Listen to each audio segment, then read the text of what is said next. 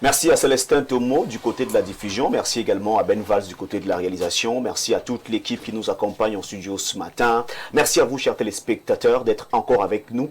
C'est l'instant consacré à la dénonciation et c'est bien sûr Alain Douc qui nous livre la dénonciation de ce matin. Pour ce matin, il y a une compatriote qui se plaint. 15 ans de mariage, qui jusque-là était plutôt heureux. 4 mioches au compteur. Tout se passait bien. Jusqu'à ce jour où le monsieur commence à fréquenter une certaine église. Ah, la dame se dit, ben, c'est super ça. Se rapprocher de Dieu ne va faire que du bien à notre ménage. Comment? Elle a encouragé son homme dans ce sens et tout. Il est devenu très assidu là-bas dans cette communauté. Il y passait déjà le plus clair de son temps, vous imaginez bien. Moi à la maison, quand il rentre, il fait des prières, il prie longuement, etc. Très concentré sur son activité spirituelle. Puis, un de ces quatre, il pose la question à la dame, est-ce qu'il y a des affaires de sorcellerie? Il s'est déjà passé des affaires de sorcellerie chez vous et tout. Donc c'est là où ça commence à clignoter au rouge. La dame ne comprend pas très bien. Elle remarque qu'il va rentrer certains jours, il fait, même quand elle est couchée, des prières un peu bruyantes là et tout. Il verse un certain nombre de substances là, l'huile d'onction, les sels et tout ça. Mais pourquoi son mari est devenu si étrange? Finalement, il va lui dire que non, écoute, par rapport à ce que tu vois, il se trouve que mon pasteur m'a dit que tu es une sorcière. Et là, elle tombe des nues. Donc, au bout de 15 ans, son mari va découvrir, comme ça, qu'elle est sorcière. Sorcière comment? Et finalement, sous l'instigation de son pasteur, le monsieur a reçu ordre de se séparer de sa femme pour son propre bien. Le temps qu'on le délivre de tous ces enchantements dont il serait la victime et l'objet de la part de cette épouse sorcière. Elle dénonce donc cet état de choses et veut donc comprendre comment on en arrive à ça.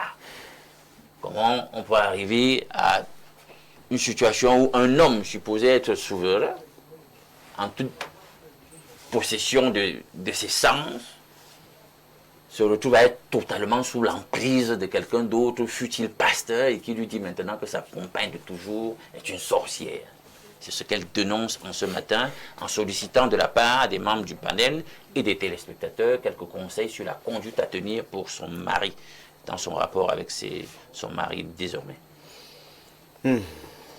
Merci pour cette dénonciation, Alain Douc. Révérend pasteur, il s'agit là d'un pasteur qui aujourd'hui est au centre de cette affaire et qui demande à un homme de quitter sa femme parce que se pourrait-il, lui il aurait déterminé que sa femme était une sorcière et que c'est cette femme qui empêche à cet homme d'évoluer. Quel est véritablement le rôle d'un pasteur lorsqu'il reçoit des fidèles, lorsqu'il reçoit des personnes qui viennent vers lui pour trouver certaines solutions? Quel est le rôle du pasteur? Merci Vianney. N'est-ce pas, je veux, avant de répondre à votre question, dire d'abord toute ma compassion à cette dame et à cette famille qui est détruite malheureusement à cause de toute cette affaire. Il n'est pas bien qu'une famille soit détruite à cause d'un certain nombre de choses. Je pense que les Écritures nous prescrivent que les familles doivent être plutôt construites, pas détruites par les questions religieuses. Bien, maintenant, pour dire quel est le rôle du pasteur, avant tout, le rôle du pasteur, c'est d'apporter tout l'accompagnement spirituel qui permet à l'individu de rentrer, n'est-ce pas, dans cet héritage divin dont il est héritier, mais peut-être qu'il n'a pas totalement connaissance. Deuxièmement, c'est un accompagnement pédagogique. N'est-ce pas, le pasteur doit être un très bon pédagogue pour pouvoir, n'est-ce pas, accompagner au quotidien les fidèles pour les conduire et leur montrer la voie qu'ils doivent suivre face aux problèmes de la vie. Quelles sont les réponses de la parole de Dieu par rapport aux questions existentielles dans lesquelles il se trouve.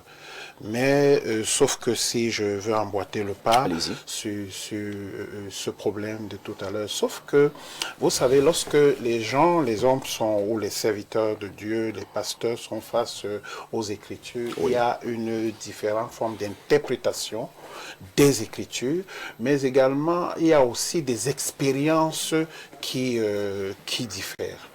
Certains ont certaines expériences où ils vont, n'est-ce pas, dans des rencontres spirituelles et se retrouvent face à d'autres choses qui entrent en contradiction même avec la ligne centrale des Écritures. Un pasteur ne doit pas être vu comme quelqu'un, ce serait un peu comme si vous diriez que comme il y a des cancres à l'école, il y a des gens qui n'étudient pas leurs leçons, il y a des gens qui utilisent mal les connaissances orthodoxes, n'est-ce pas, l'école serait mauvaise, ou bien que le prof de lycée serait quelqu'un de mauvais. Non, le pasteur a son rôle dans la société, mais il faut dire qu'il y a des gens qui, pour une raison ou pour une autre, je crois qu'on va élaborer là-dessus, pour une raison ou pour une autre, peuvent être de mauvais bergers. Et la Bible, d'ailleurs, décrit les mauvais bergers qui n'est-ce pas, prennent en pâture le peuple de Dieu. Il y a des mauvais bergers qui ont des rencontres étranges qui peuvent plutôt nuire aux gens plutôt que faire. Révérend, est-ce que le pasteur doit dire à cet homme que sa femme est une sorcière et qu'il doit quitter sa femme? Non, je pense qu'ici on comprend très bien. Quand on voit d'ailleurs le résultat, parce que vous reconnaîtrez l'arbre à leurs fruits, c'est ce que dit le Seigneur. Ça veut dire que quand vous regardez un arbre, s'il vous dit que c'est des mangues, si vous voyez des mangues, vous savez c'est un manguier, mais vous ne pouvez pas voir des mangues sur l'oranger. Donc tout de suite, quand on voit le fruit que ça donne, on réalise que cet homme peut-être ne serait pas un berger, peut-être que ce serait un loup qui s'est déguisé en peau d'agneau à l'intérieur du troupeau de Dieu. Ce serait certainement un faux pasteur, mais aussi il faut dire qu'un serviteur de Dieu étant un être humain, certains ont fait des erreurs. Je suis un pasteur depuis un certain nombre d'années. Dire à un homme de quitter sa femme, c'est faire une erreur, Révérend?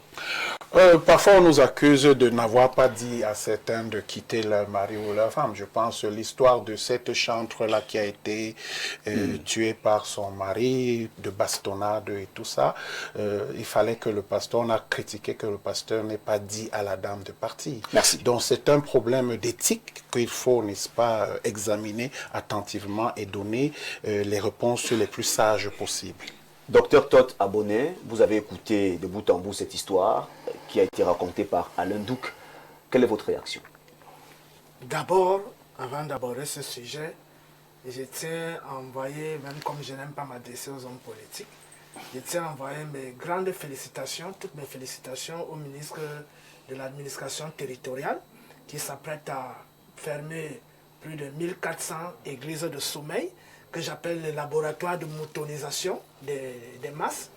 Donc, mes félicitations, toutes mes félicitations à l'endroit de ce monsieur qui a quand même une certaine clairvoyance de ce côté, y compris les témoins de Jéhovah qui refusent de chanter l'hymne national. Qu'ils aillent donc vivre dans le royaume de Jéhovah, qu'ils cessent d'avoir la carte d'identité camerounaise et qu'ils cessent d'habiter le territoire camerounais.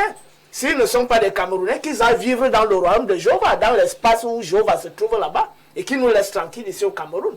Donc, comme c'est d'ailleurs des choses qui se bouclent, des boucles qui se bouclent, nous constatons une fois de plus, le pasteur vient de marcher, ce qu'on appelle chez nous au village manger la bouche, à Dianou. C'est-à-dire que lui-même il sait qu'il est coincé.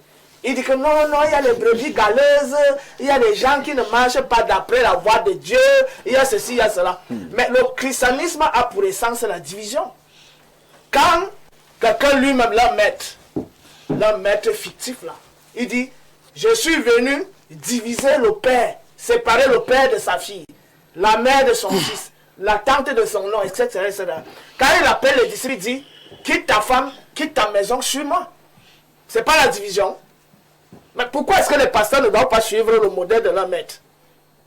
Blanc, bonnet, bonnet, blanc. Donc moi j'ai dit, le christianisme a pour essence la division.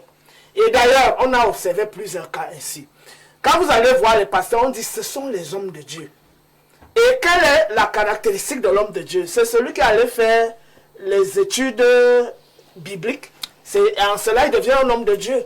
Et on dit que non, en plus de ça, il est vêtu d'un Saint-Esprit. Il est doté habité par le Saint-Esprit. Donc, il est différent de nous. Maintenant, je pose donc la question sur l'interprétation des versets bibliques qu'il a apportés. Si donc, les pasteurs sont habités par le Saint-Esprit, pourquoi à chaque verset biblique, si on prend 10 pasteurs, il y aura 10 interprétations? S'il y a un seul Saint-Esprit, il faudrait qu'il y ait une seule interprétation de la Bible. Donc le Saint-Esprit leur révèle le code de la Bible. C'est d'ailleurs la raison pour laquelle on a vu les divisions, ou c'est même de la religion chrétienne. Vous allez me demander où est le rapport, j'ai dit. Le rapport vient de ceci que... Vous avez bien compris que j'ai failli vous poser cette question. Oui, le rapport vient de ceci que celui qu'on présente comme homme de Dieu, à qui on voue tout un honneur, toute une vénération et un respect. C'est-à-dire que tout ce qu'il dit est véritablement ce qui vient du Saint-Esprit. C'est d'ailleurs la raison pour laquelle l'homme s'apprête donc à quitter sa femme. Parce que c'est le pasteur, l'homme de Dieu, vêtu de Saint-Esprit, qui lui a dit sa femme est un sorcier. De la même manière, ces mêmes pasteurs utilisaient les femmes en leur disant ton mari est un sorcier. Et comme c'est le pasteur qui parle, vraiment, on baisse la tête, on dit que ça c'est Dieu, le Saint-Esprit qui est en train de nous faire la révélation. On voit donc effectivement les familles se diviser. C'est d'ailleurs la raison pour laquelle j'ai commencé avec ce phénomène de division. Donc, ici, il faut se poser la question. Le monsieur, est-ce qu'il a beaucoup d'argent? Parce que les pasteurs sont les prédateurs. Soit c'est les prédateurs sexuels, soit c'est les prédateurs financiers. Si le monsieur a l'argent, et que le gars se rend compte que son église sera ravitaillée constamment, et que peut-être sa femme fait obstacle en disant, au lieu de t'occuper des enfants, tu passes le temps à aller faire les dons à l'église. Oui. Mais forcément, le pasteur va frapper l'épée pour diviser. De la même manière, quand le pasteur voit une très belle femme, avec des courbures de l'espace gigantissimes, il dit que voilà une bonne bouffe. Et donc, la meilleure manière de la bouffer, c'est de dire que son mari... le pasteur. Il était pasteur. Il était un ancien pasteur. Je dois rappeler c'est une spéculation haineuse. C'est un ennemi de l'Église qui fait des spéculations. Depuis les années 1989. Oui. Donc, quand moi j'ai grandi auprès de ma mère, j'étais le petit Jésus. Je faisais le culte avant le culte de samedi ou de dimanche là. Donc il y a les petits Jésus qui chantent plus haut, plus haut, plus haut. Plus haut. C'est un pasteur. Ça fait que j'ai grandi dans ce milieu et je connais la mentalité de ces gens. Et non seulement les couples sont divisés, même les familles sont divisées. Merci. Et aujourd'hui, on voit tout le désordre que ça fout avec les crimes rituels venant des révélations des apôtres et tout ça. Donc, véritablement, c'est une véritable gangrène pour le peuple noir. Imam Cheikh Ali, nous sommes face à cette situation et cette dame aujourd'hui qui est en pleurs a besoin de vos conseils, de nos conseils, des conseils des téléspectateurs. Je crois que derrière la chanson de Todd, plus haut, plus haut, plus haut. Plus bas, ça quand plus bas. Todd a été un choriste. Il a fait beaucoup de choses. Un pasteur. Disons, c'est rien, mais vraiment c'est triste et c'est malheureux. Je pense que le ministre de l'administration territoriale pour la Tanganyika, il a raison de taper la main sur la table. Vous savez que souvent on dit c'est la goutte d'eau qui a débordé le vase. C'est des choses qui se passent au quotidien. Les gens en parlent presque tous les jours. Vous voyez, si le ministre prend une pareille décision, c'est parce qu'il a emmagasiné, certainement entassé des dossiers et des dossiers, des plaintes et des plaintes. C'est regrettable parce que, comme l'a dit le pasteur sur le panel, il y a toujours des mauvaises graines parmi des bonnes graines. Vraiment, il y a des pasteurs qui font le travail de manière sérieuse. Vraiment, qui font le travail de manière sérieuse. Mais vous savez, aujourd'hui, la conjecture économique a fait ce que beaucoup s'autoproclament pasteurs.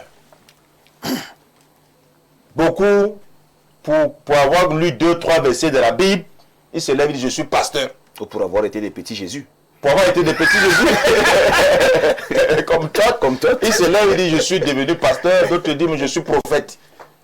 Tu ne sais pas quand est-ce qu'il est devenu pasteur, quand est-ce qu'il est devenu prophète, qu'est-ce qui s'est passé. Par quel alchimiste, simplement parce que le gars, dans ses activités religieuses, il est entré en transe, il dit, j'ai reçu le Saint-Esprit, il est devenu pasteur. Il y en a qui portaient même le sac du pasteur. Bien sûr, nous connaissons des gens qui sont devenus pasteurs. Sont devenus pasteurs. Et nous connaissons, il y a des pasteurs qui sont pasteurs parce que la vie est devenue difficile.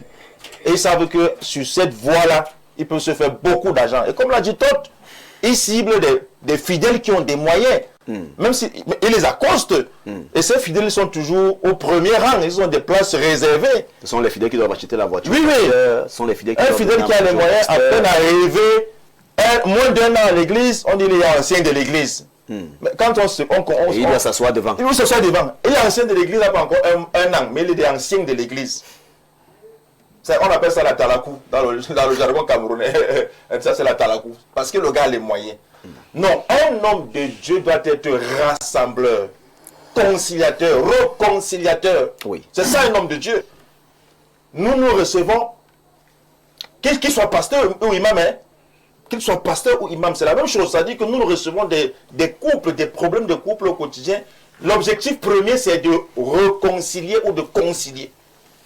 C'est ça le rôle d'un homme de Dieu. Même au niveau de la justice, lorsqu'un couple va au commissariat de gendarmerie, non, l'enquêteur cherche à arranger. Même au tribunal, le juge cherche, même quand ils veulent divorcer, quand un couple veut divorcer, on cherche plutôt à arranger et non à détruire. Donc, s'il y a un individu, qu'il soit pasteur, qu'il soit imam, qui cherche à diviser sans avoir pris soin de mener les enquêtes, de comprendre au fond, est-ce que ce monsieur vraiment c'est un brigand, est-ce que c'est un délinquant, parce qu'il y a aussi les hommes qui maltraitent leurs femmes, il faut le dire. C'est pour ça que l'homme de Dieu doit prendre le soin de mener son enquête, de convoquer les deux parties, de les faire asseoir, d'écouter la femme, d'écouter le monsieur, de les réconcilier sur la base des Écritures. Peut-être même appeler les deux familles. Appeler les deux familles, exactement, monsieur Vianney. C'est comme si vous avez été pasteur auparavant aussi. C'est ça le rôle d'un conciliateur. C'est-à-dire qu'il appelle les deux familles, il cherche à arranger. Mais cet esprit de division, c'est un esprit purement satanique. C'est démoniaque. Parce que c'est le diable qui vient diviser. Il vient diviser des gens qui s'aiment. On va donc dire que ce pasteur ne cherche que son propre intérêt. Son intérêt. Et plus grave encore, parfois c'est les divisions avec les parents. Un pasteur vous dit votre mère est sorcière, votre père est sorcier. Voilà les gens qu'on doit fouetter en public. Voilà les gens qu'on doit fouetter en public parce que le ministre Atanga, je pense qu'il faut qu'il aille jusqu'à ce niveau. À fouetter les pasteurs. Parce qu'il y a une vidéo, bien sûr, je dis ceci, il y a une vidéo où des enfants ont brûlé leur propre mère. Je dis brûler. Ça peut être 2 ou 3 ans comme ça dans les réseaux sociaux. Sous prétexte que le pasteur aurait dit que votre mère est sorcière. Et moi qui vous parle, j'ai connu ça dans ma propre famille, hein, où à l'église on accusait ma grand-mère de sorcière. Des sorcières. Ma grand-mère maternelle. Demain, c'est que ses propres enfants, mes tantes, ils ont ne lui adressé plus la parole. Quand il a croisé quelque part, il insultait sorcière. Un jour, elle est entrée à l'église. Le pasteur dit que voilà la sorcière qui est arrivée. Incroyable. La grand-mère est entrée ce dimanche en pleurant. J'ai dit, grand-mère, qu'est-ce qui se passe? Elle dit, non, le pasteur dit que je suis sorcier à l'église. Je pense que si un pasteur vous dit que tel est sorcier ou sorcière, il faudrait qu'il vous aide à voir que cette personne est vraiment sorcière ou sorcier. Justement, il ne peut pas aider puisque les gars sont dans leur business. Donc, c'est quoi ce qu'ils font? Ils ne peuvent pas. À minuit, il fait souvent comment? Quand ils vont faire fort. Tu vois, c'est parce que l'esprit vient l'habiter. Donc ils trouvent des parades. Hein? Quels sont les gestes qu'ils font souvent quand ils dorment? Oui, c'est ça. Jamais d'ailleurs. Oui. Je quitte le christianisme dès l'âge de 15 ans. Oui, je me rappelle de mes cousins là débarquer matin. Très intéressant. Je me rappelle de mes 15 ans, ça veut dire qu'ils ne comprenaient encore rien. Ah, d'accord. Je me rappelle de mes cousines a débarqué. Peut-être que je sais que je n'étais pas musulman. Elle a débarqué à la maison à 5 heures. Donc à la porte, j'habitais avec la grand-mère à la cité verte. Alors, la grand-mère ouvre la porte. Elle dit, sorcière, deviens un peu dans mes rêves, esprit de serpent. J'ai dit que j'ai... À 5 heures du matin. Et à 5 heures, elle dit qu'elle a rêvé. La grand-mère sous forme de serpent qui est venue l'enrouler et puis machin, il ne faut plus que la grand-mère vienne dans ses rêves. Le serpent avait le visage de la grand-mère. Non, c'était le serpent, mais sauf que le pasteur a mis dans la tête que la grand-mère c'est le serpent. Chaque fidèle, qu'il soit musulman ou chrétien, merci. Si vous avez ce genre d'individu dans votre soit mosquée, soit église, Ce genre de guide. interpeller les autorités. Que voilà un imam ou voilà un pasteur qui dit que ma femme est sorcière, Merci. ou que mon mari est sorcier, ou que ma mère est ceci. On doit l'interpeller pour qu'il puisse démontrer, hein, parce que ce pasteur doit démontrer que non, le mari de la dame est sorcière. Hein. Merci, Faut merci. qu'il démontre. S'il peut démontrer ça, on le garde. Merci, Cheikh Ali. Docteur Noah, des cas comme ceux-ci sont légion, on en parle tous les jours. Et voilà une famille qui est brisée, voilà une famille qui est divisée parce qu'un pasteur aurait dit à ce monsieur que sa femme est une sorcière et que c'est sa femme qui bloque son évolution, qui empêche à ce monsieur d'aller de l'avant et tout le reste. Pourtant, la femme a laissé du secours à l'homme. On sait habituellement que dans les foyers, ce sont les femmes qui vont vers les églises et que les hommes sont un tout petit peu réticents. Mais la femme a laissé libre cours à l'homme et elle a dit Dieu merci. Voilà au moins un homme qui cherche le chemin de Dieu pour l'évolution de notre foyer, de notre vie. Et il faudrait toujours, ça je le dis, pour que la nation également m'écoute, il ne faudrait pas être drastique dans des prises de position et extrémiste. Il faut toujours trouver, comme Saint-Exupéry disait, trouver toujours le juste milieu. Là, en Vorada, Oui. il y a un snack bar où on avait attrapé des gens mettre des produits dans les bouteilles de champagne, Oui. où ils trafiquaient du vin, où ils trafiquaient le champagne. Oui. On a fermé ce bar, mais on n'a pas fermé tous les bars. Dernièrement, au niveau de Carrousel, on a attrapé les gens pour ce même trafic, où ils servaient du whisky, mais c'était des whisky frélatés et composés. On a fermé ce snack bar, mais on n'a pas fermé tous les snack bars. Oui. Pourquoi le gouvernement ne pourrait pas mettre une cellule, même là au Minat, qui est spécialisée sur le contrôle et la bonne orientation et la réglementation des églises? Moi, j'ai travaillé dans les communes. J'ai travaillé à la commune de Yaoundé 4, par exemple. On faisait des contrôles des hôtels, on faisait les contrôles des motels, on faisait les contrôles des snack bars. On entrait dans les hôtels et on avait toute une conduite, une réglementation qu'on les réclamait, notamment sur les lits, les matelas. Ça devait être plastifié. Qui testait? Il devrait nous-mêmes, nous vérifions. Nous vérifions parce qu'on avait des documents qui devaient être conformes à la réhabilitation ou à la conformité de l'hôtel. Maintenant, plus loin, il devait être composé des extincteurs, des boîtes à pharmacie et des seaux poubelles. Alors je me dis, s'il y a des contrôles comme ça pour des motels, des hôtels, pourquoi on ne peut pas créer une cellule de réglementation qui s'occupe uniquement pour les églises? Première des choses, là où les églises construisent. Est-ce que là où ils construisent, ils ne nuisent pas aux voisins? Ça, c'est numéro 1. Numéro 2, sur l'attitude vestimentaire. Vous voyez ça, même à l'église catholique aujourd'hui, le ministre même qui a condamné ça aujourd'hui, lui-même il est chrétien. Vous voyez ça, pendant qu'il parlait, il y avait une photo, ou une statuette ou un petit monument de Marie. À l'église catholique, partout dans les autres églises, on voit les femmes mal habillées, portant des pantalons jeans, des gens qui sont tatoués, des gens qui ont des cheveux coupés. On devait vérifier ça. Numéro 3 maintenant, la pédagogie. L'enseignement qui est à l'intérieur. Est-ce qu'elle est conforme à la morale? Est-ce qu'elle est conforme sur le plan scripturaire? Est-ce qu'elle va dans le bon sens, comme Descartes disait? Le bon sens est la chose la mieux partagée. Donc, voilà à peu près mon orientation vis-à-vis en ce qui concerne les églises. Oui. Maintenant, il y a eu une église comme ça à Carrousel. C'était grave. Je peux citer le nom du pasteur là, il est décédé? Permettez? Ça s'appelait Respectons sa mémoire. Voilà. Vous allez dans cette église, on te remettait des tracts.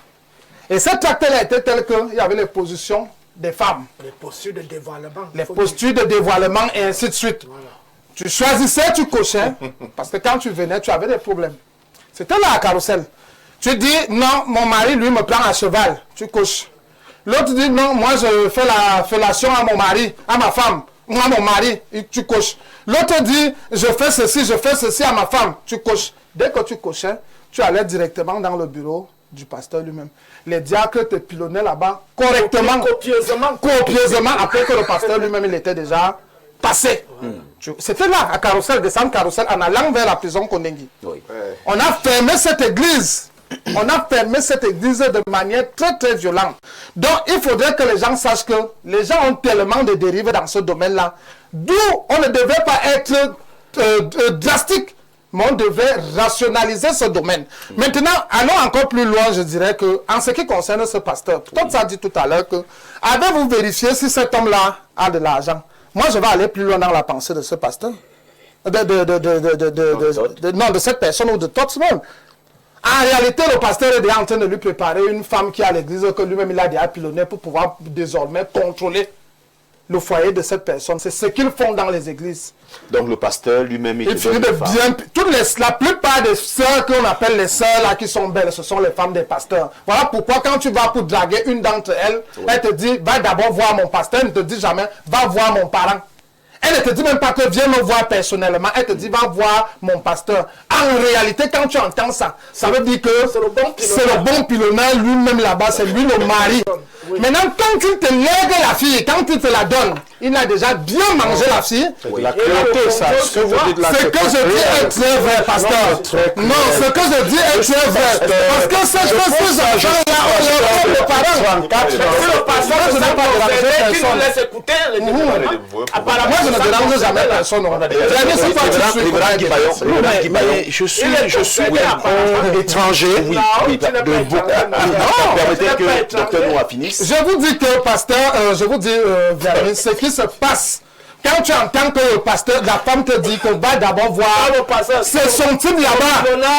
Moi, j'ai eu ça par expérience. Voilà. J'ai dragué une fille comme ça. Voilà. Dr Noah parle de ce qu'il a vécu. Moi, quand je parle ici à la télévision, moi, je dis toujours ce que j'ai vécu. C'est pour ça que ce que je dis à la vie. Je n'ai pas besoin d'utiliser les gros termes et tout le reste là. Pendant que moi, je la draguais, je faisais ceci, cela. C'est quand je m'en vais regarder dans le téléphone. C'est le pasteur qui pilote ça, ils ont les messages. Voilà. Ceci, cela, je vais venir manger chez toi lundi. Voilà. Je vais venir... Quand c'est éclaté, c'est là où les informations sont sorties et manger même la fille de ma femme. Incroyable. Donc, il pilonne la fille. C'est bon, Donc, c'est pour dire que, attention, vous voyez, nous là comme ça, les gens comme moi comme ça, moi je suis retiré de ce monde-là, bien que je soutiens le Seigneur Jésus-Christ. C'est un monde totalement et entièrement satanique. Il faut faire très attention. Donc c'est pour donc dire que si vous voyez donc déjà le pasteur là fait ça, il est déjà en train de préparer une fille qu'il va donner à ses pasteurs. Une fille qu'il va donner à ses pasteurs. Et maintenant il va contrôler le foyer de manière restreinte.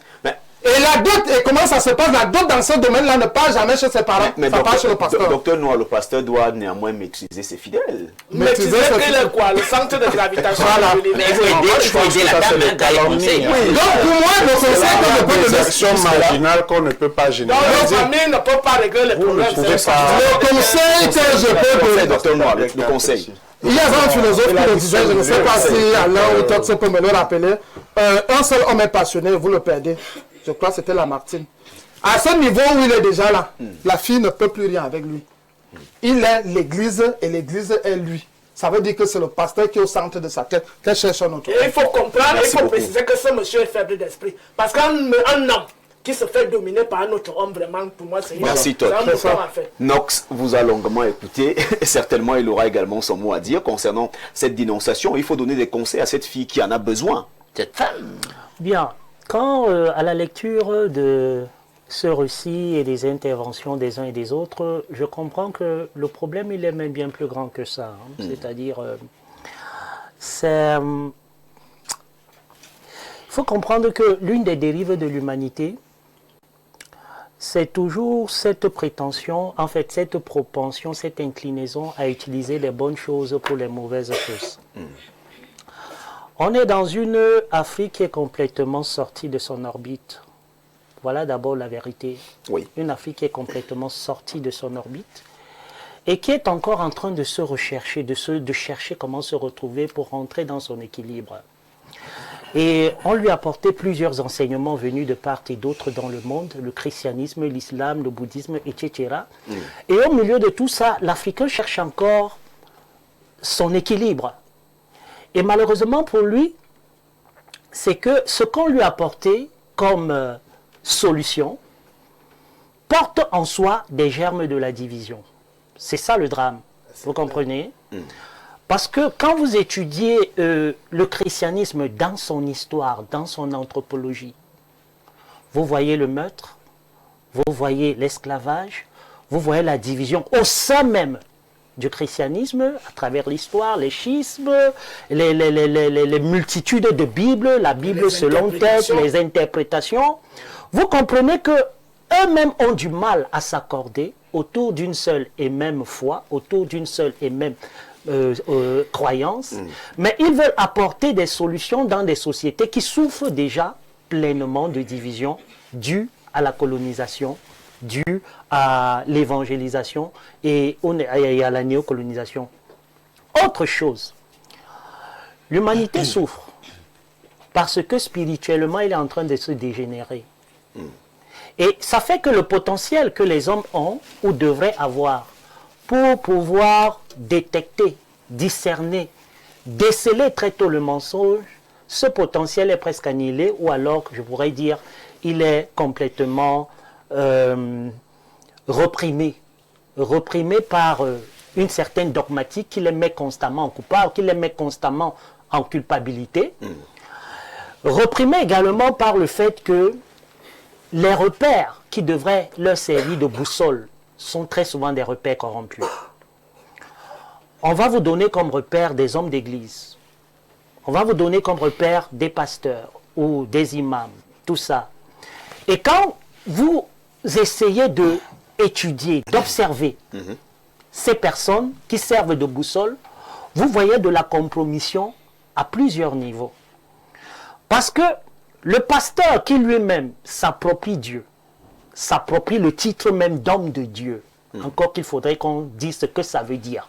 Est-ce que homme de Dieu, c'est parce qu'on est pasteur? Est-ce que le taximan qui fait très bien son travail n'est pas un homme de Dieu? Est-ce que le journaliste qui fait très bien son travail n'est pas un homme de Dieu? C'est quoi Dieu? C'est quoi homme de Dieu? C'est quoi servir Dieu? Il faut déjà d'abord résoudre ces questions. Oui.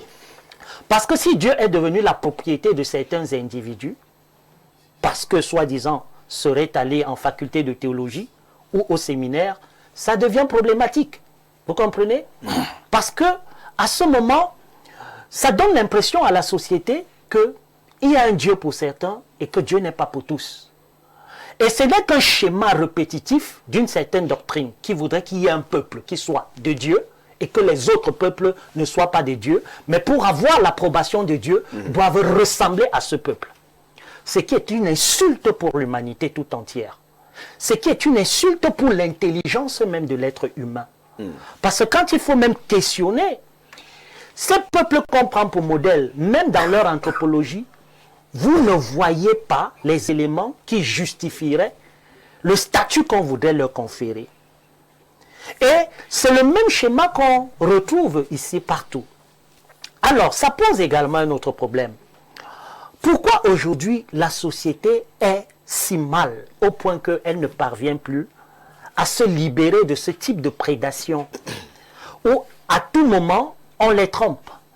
Parce que on se rend compte que de moins en moins de personnes sont suffisamment équipées pour la vie spirituelle. Les sens à travers lesquels l'essentiel de l'humanité se déploie, les sens à travers lesquels ils essayent d'apprécier leur environnement et même d'évaluer leur sacré, leur rapport avec le sacré, sont simplement les 5 sens. C'est-à-dire, ils ont peur même de contempler le monde de l'esprit. Encore qu'on leur fait comprendre que le monde des esprits, c'est du satanisme. On va vous dire, par exemple, allez contempler, par exemple, le monde des esprits où vous pouvez avoir certaines réponses, c'est diabolique. Mais que seul le pasteur peut vous dire si effectivement Dieu est avec vous ou si Dieu n'est pas avec vous. Or, le rapport entre Dieu, si même Dieu existe, parce qu'il faudrait encore même déterminer ce que l'on entend par Dieu. Hein? On parle de quel Dieu? Le Dieu qui a été créé par les hommes, ou alors on parle de cette source créatrice. Et si on parle de cette source créatrice, je ne vois pas en quoi cette source créatrice va se mêler de notre misérable vie. Ou s'il faut par exemple que je mange, il faudrait que Dieu vienne me dire, Dieu vienne m'aider à manger. Mais je pense d'autant plus que nous avons besoin de guérir d'abord, surtout pour le cas de l'Afrique. Oui. L'Afrique a besoin de guérir de ses blessures psychiques pour retrouver son équilibre. D'accord. Et le constat est clair, c'est que les solutions qu'on lui a apportées divisent davantage les Africains. Ne sont pas des solutions fiables. Parce qu'on ne peut pas, au nom de Jésus, diviser autant de sociétés et de familles qui souffrent. Une société qui a du mal à réfléchir parce qu'elle est en train de mettre la raison de côté pour fonctionner simplement avec l'énergie dévotionnelle, les émotions. C'est un préjudice, vous comprenez, à l'intelligence humaine. On est en train de réduire des pères de famille à des animaux, c'est-à-dire des animaux en forme humaine. Lorsqu'on vient vous dire, par exemple, que quand on vous fait même déjà croire, ça va peut-être choquer certaines personnes, quand on vous fait déjà croire que il y aurait un juif quelque part qui serait mort pour l'humanité, qui a fait un sacrifice, c'est-à-dire ultime pour votre bien-être, et on vous fait comprendre qu'il est plus important que le sacrifice que votre mère a fait sur le banc d'accouchement, c'est un problème. Parce que si moi on me fait comprendre que Jésus est plus important que ma mère, qui a failli mourir en m'accouchant, qui s'est brûlé les mains pour me faire à manger, qui s'est sacrifié pour que j'aille à l'école, qui s'est sacrifié pour que je sois en santé, c'est palpable, c'est visible. D'accord, non. Mais lorsqu'on vient me faire comprendre qu'il y a quelqu'un que je ne connais pas, Qui est plus important. qui est plus important encore que son existence est encore problématique, mais ça ce sera une autre thématique. Mais le fait déjà que des Noirs, des personnes acceptent ce genre d'idée, démontre qu'eux-mêmes ils ont un problème. C'est clair. C'est pourquoi donc, pour donner, nous disons que les solutions aujourd'hui, c'est d'abord des remises en question de tous ces systèmes de croyances. Le regard critique vis-à-vis du pasteur peut même amener le pasteur à se... Il y a tout récemment un pasteur qui a prédit que la RDC allait gagner la Coupe du Monde. Hein? Et qui, il y a une semaine, s'est rétracté et a demandé pardon. Mais je vous dis que quand il faisait la prédiction, là, c'était au nom du Saint-Esprit. Bah oui, merci. C'est au nom du Saint-Esprit. Merci. Vous voyez autant de dérives. Oui. Et les gens l'ont suivi et les gens ont cru. La question donc, quelle est la nature, la qualité de ces personnes qui croient? C'est des Africains qui sont en perte d'orbite. Et il faudrait maintenant les remettre dans leur orbite. Frère Bia, une seconde avant de donner la parole à Douk. Je vous l'offre. Dans cette affaire de division, moi-même j'ai été victime. Je me souviens, il y a quelques années, j'étais assis avec une amie, une fille qui était mon amie. Ah, ami comment? Amie Copine. de manière profonde en fait. Ça, tu piles. Il y a un monsieur qui se lève de là où il était. Profonde, ça veut dire quoi? Il se lève de là où il était. Il m'a vu assis avec la fille. Il vient, ah bonjour monsieur Todd, comment il fait commence par la courtoisie. Le petit diablotin commence par la courtoisie. Quand il finit de me saluer, il dit que vraiment, vous êtes un génie, vous êtes machin, machin. Avant de rentrer s'asseoir, il se tourne vers la fille. Il dit à la fille, est-ce que tu sais que c'est un sorcier? Il combat la Bible et il combat Jésus. Et quand il part, il a déjà semé le trouble dans l'esprit de la fille. Au lieu que la fille se pose la question, mais depuis je suis avec lui, depuis il ne m'a jamais fait du mal, il s'occupe bien de moi et tout. Je n'ai jamais vu quelque chose de bizarre sur lui. À partir du moment où tu as l'esprit faible, on a semé le germe, le démon. La fille s'est séparée de toi. Non, pas immédiat, c'est après. Donc ça pour montrer... Ta sorcellerie s'est manifestée après. Voilà, apparemment ma sorcellerie s'est manifestée après. Finalement, qui est donc le sorcier? Celui qui vient semer les divisions, d'accord, ou alors celui qui s'occupe bien de ses Merci proches. Todd. Alain Douk, quelques conseils pour cette dame qui aujourd'hui se retrouve face à cette situation assez compliquée et assez critique. Ben, écoutez, beaucoup de choses ont été dites. Exact. Et les gens ont philosophé sur... ils ont promu leurs différentes idéologies, leur prise de position partisane. Mais je vais dire ceci, écoutez, je suis totalement preneur de tout ce que vous avez fait comme réquisitoire en réalité contre le christianisme. Mais le christianisme, moi je l'ai toujours dit, c'est la religion de l'impérialisme. C'est une doctrine foncièrement appelée à dominer les autres, à écraser. Elle n'a rien à voir avec la foi du Christ. Et c'est pour cela que j'aime toujours faire le distinguo. Et le Christ en question, ben, il n'était pas juif. J'ai toujours dit qu'il faut éviter ça, cet amalgame, parce que ceux qui ne comprennent pas, ils ne vont pas cerner où se trouve la nuance à faire.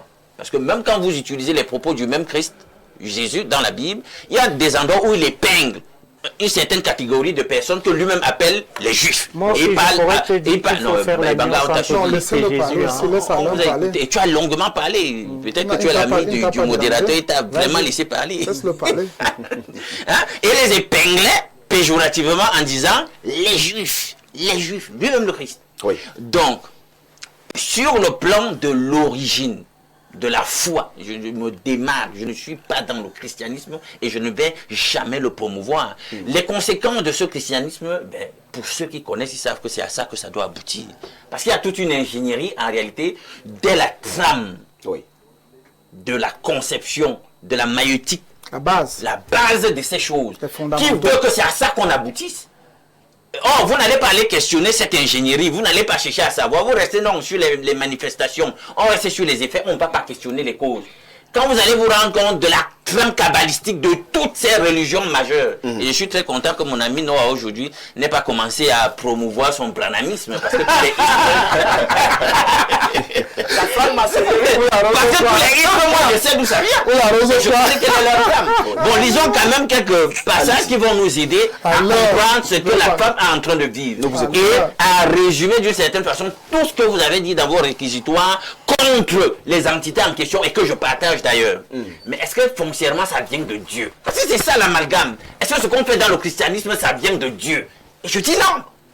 Vous allez voir dans Ézéchiel 22 verset 28, il est écrit par exemple: et ces prophètes ont pour eux des enduits de plâtre, de vaines visions, des oracles menteurs. Ils disent: ainsi parle le Seigneur, l'Éternel. Et l'Éternel ne leur a point parlé. Exactement comme ton type là, pour le match. Je ne connais pas, quand je suis en ligne, je ne connais pas le nombre de ceux soi-disant pasteurs qui ont déjà fait des prédictions qui s'avèrent fausses. Il y a même un Ghanéen qui a aussi prédit que l'Argentine allait perdre face à... Vous ouvrez vos Bibles et on vous dit, c'est écrit dans Deutéronome, dans le Pentateuque, que si quelqu'un a la prétention de dire qu'il est prophète, il fait une prédiction et ça ne s'accomplit pas, monsieur... C'est pas un prophète. C'est pas un prophète. Mais vous allez voir que dans les communautés de ces gens, ils font des fausses prophéties à répétition. Mais il y a toujours une bande de moutons, hein, toujours en train de héler et de héler leur nom et de les encenser. Comme s'ils avaient perdu la raison. Et là, questionnons, comment on en arrive à ça? Je vous dis que les gars ouvrent parfois leur Bible, c'est écrit. Mais le pasteur dit le contraire, mais ils ne vont pas pouvoir contester. Ils ne sont même plus maîtres d'eux-mêmes. Libres sur le plan de la souveraineté de leur conscience. Et vous pensez que c'est simple? Vous connaissez les pratiques occultes que ces gens font pour maintenir ces gens dans cet esprit de servitude. Ne restons pas dans les effets, les amis. Allons interroger les causes. Et le christianisme, je vous dis épistémiquement, c'est un satanisme. Un autre passage, on sort par là, puis on donne des conseils à la dame. D'accord. Vous savez ce passage qui dit: bien aimé n'accordez pas foi à tous les esprits, mais éprouvez les esprits. Vous pensez qu'ils font ces exercices-là dans cette dénomination que je vois là? Vous les trouvez là-bas en train de crier à tue-tête comme des possédés. Mais ils vous disent que non, c'est le Saint-Esprit. Moi, je vois des prophètes de Baal dans ce que le livre de roi me décrit. Moi, je ne vois pas le Saint-Esprit dans ce qu'ils font là-bas. Donc, la dame en question doit savoir qu'en réalité, son mari a bradé sa souveraineté. Il ne répond plus de lui. Hein. Il ne répond plus de lui. Je pense que quelqu'un l'a dit. Soit elle prie maintenant le vrai Dieu pour le délivrer de ce pasteur qui est un serpent. Hein. Et c'est d'eux qu'on parle ici dans Matthieu 7, 15 à 16. Là. Gardez-vous des faux prophètes. Ils viennent à vous en vêtements de brebis, mais au-dedans, ce sont des loups ravisseurs. Vous les reconnaîtrez à leurs fruits. Et on commence à voir que leurs fruits, c'est pas ça. Voilà. Donc, merci.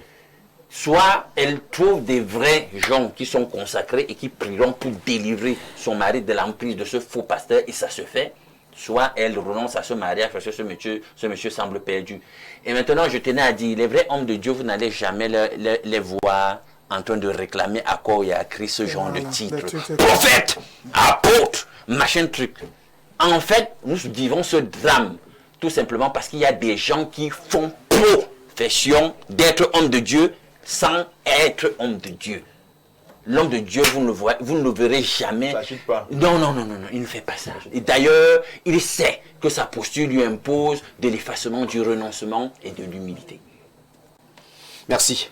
Nous allons prendre quelques réactions. Hein. Nous avons des téléspectateurs qui nous envoient des messages ce matin. Nous prenons d'abord cette réaction. C'est le plus 49. Ce frère nous écrit du côté de l'Allemagne. Bonjour TVB, ce qui arrive à ce monsieur est tout à fait normal dans ces églises de sommeil. Lorsque quelqu'un croit à des choses écrites pour contrôler les esprits, à mon avis, Ces centres d'abrutissement doivent être fermés. C'est Mandeng Eyoum qui nous écrit ce matin. Merci à Mandeng Eyoum qui reste un fidèle téléspectateur. Bonjour TVB et à ton riche panel. Bonjour particulièrement à mon parrain, le président des jeunes patriotes panafricains, Serge Ondobo, fidèle de l'émission. Je veux savoir où me procurer le livre d'Alain Douk. Merci. C'est Dr Abdourahman. Alain Douk, rapidement. Il se rapproche de la maison édition où il me contacte en m'écrivant via mon numéro disponible sur ma page Facebook. Je vais lui répondre pour lui donner le contact de la maison d'édition appelée. Page Facebook. Alain Douk. À la fin de l'émission. Je vais lui envoyer votre numéro de téléphone directement après l'émission. Merci. Bonjour TVB. L'Église a commencé à perdre sa véritable mission le jour où la prédication de l'Évangile a été remplacée par le commerce des miracles et la promesse des solutions à tous les problèmes de la vie. Un pasteur n'est ni un devin, ni un marabout, ni un distributeur de prophéties destiné à entretenir les peurs et les espoirs des fidèles. Sa mission est de conduire les hommes à la connaissance de Dieu, de prêcher la vérité, de former les consciences et d'encourager une société fondée sur la justice, la responsabilité et l'amour du prochain. Lorsque la foi devient un instrument de manipulation ou un moyen de s'enrichir, ce n'est plus l'évangile qui est servi, mais des intérêts humains. Merci pour votre réaction. Malheureusement, le téléspectateur n'a pas signé son message. Nous prenons cette autre réaction. C'est toujours via WhatsApp. Il faut rappeler que vous avez la possibilité de nous écrire directement et nous ne prenons pas d'appel. Nous prenons donc cette autre réaction. Bonjour le plateau. S'il vous plaît, je veux le numéro de Monsieur Tot. Bon, vous l'aurez avant la fin de cette émission. Une autre réaction. Bonjour Monsieur Billard. Bonjour à ton panel. L'interprétation de Dr Tot au sujet du message de Jésus-Christ sur la division est erronée, car il fait une interprétation littérale et littéraire. Quand le Christ Jésus dit « Je ne suis pas venu pour la paix », alors qu'il est là, alors qu'il est la paix, d'ailleurs, il l'a toujours dit que la paix soit avec vous, comme salutation. C'est simplement parce que la vérité qu'il annonce ne sera acceptée de tous et va créer la division, même dans les familles, loin de dire qu'il vient séparer les familles. La vérité est source de problèmes pour les personnes qui viennent dans des ténèbres. C'est Calice Talom depuis Yaoundé.